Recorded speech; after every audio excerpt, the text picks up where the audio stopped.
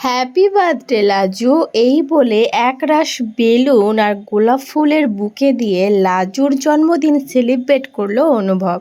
পুরোটা জানতে ভিডিওতে লাইক দিয়ে চ্যানেলটা সাবস্ক্রাইব করে দেখতে থাকুন। কোণে দেখা হলো সিরিয়ালের আগামী পর্বে আমরা দেখতে পাবো অনুভব লাজুকে নিয়ে একটা বিশেষ জায়গায় যায়, আর সেখানে গিয়ে লাজুর মাথায় একটা জন্মদিনের ক্যাপ পরিয়ে দেয় আর গাড়ির পিছনের ডিকিটা খুলে দেয়, আর সেখান থেকে এক রাশ বেলুন বেরিয়ে আসে লাজুর দিকে। লাজু তো পুরো অবাক হয়ে যায়। তারপরে লাজুর হাতটা ধরে সামনের দিকে নিয়ে এসে একটা গোলাপ ফুলের বুকে দিয়ে অনুভব হাঁটু গেড়ে লাজুর দিকে ধরে বলতে থাকে, হ্যাপি বার্থডে লাজু। আর লাজু এত বড় একটা সারপ্রাইজ পেয়ে লাজুর চোখে তো জল চলে আসে। লাজু হাসতে থাকে, হাসতে হাসতে বলতে থাকে, থ্যাংক ইউ খিটকেল। তোমার মনে আছে আজকে আমার জন্মদিন? এরকমভাবে কেউ আমার জন্মদিন আগে সেলিব্রেট করেনি, জানো? কেউ মনেই রাখেনি আমার জন্মদিনটা।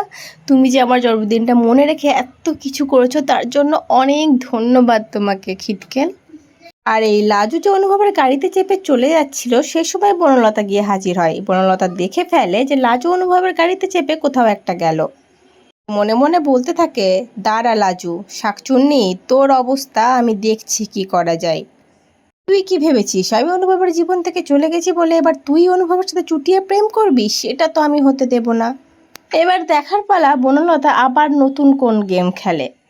কিন্তু এই যে ছোট একটা মুহূর্ত পেলাম, মানে লাজু আর অনুভবের এই যে মিষ্টি একটা মুহূর্ত, সবার একান্তে গিয়ে তাদের এই যে জন্মদিন সেলিব্রেট করার মুহূর্ত, এটাই দেখে কিন্তু আমরা দর্শকরা যথেষ্ট খুশি হয়েছি, তাই তো বন্ধুরা? অনেক দিন পরে সেই আগের লাজু আর আগের অনুভবকে আমরা দেখতে পেলাম। তবে আমরা সব দর্শকরা চাই যে এবার লাজুও তার মনের কথাটা অনুভবকে বলে দিক যে, খিটকেল, আমিও তোমাকে অনেকটা ভালোবাসি, ঠিক তুমি যতটা আমাকে ভালোবাসো তার থেকেও বেশি। তোমরা কে কে চাও লাজু তার মনের কথাটা এই জন্মদিনের স্পেশাল মোমেন্টে বলে ফেলুক অনুভবকে? অবশ্যই কিন্তু কমেন্ট করে জানিও। আজকের এই দুর্দান্ত পর্বটা তোমাদের কেমন লাগলো সেটাও জানিও। পরবর্তী আপডেট নিতে তাড়াতাড়ি আসি, সঙ্গে থেকো, সাথে থেকো, চ্যানেলটা সাবস্ক্রাইব করে দিও। ধন্যবাদ।